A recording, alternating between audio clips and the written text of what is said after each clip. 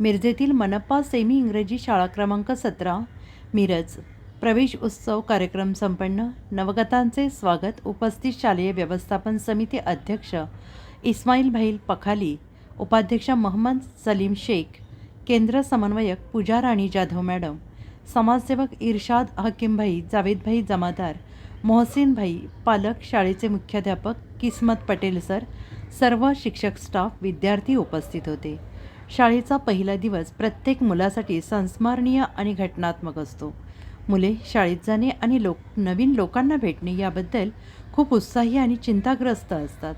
शाळेतील कोर्सचा पहिला दिवस तुम्हाला मेमरी लेन खाली घेऊन जाईल आणि चांगल्या जुन्या आठवणी परत आणेल।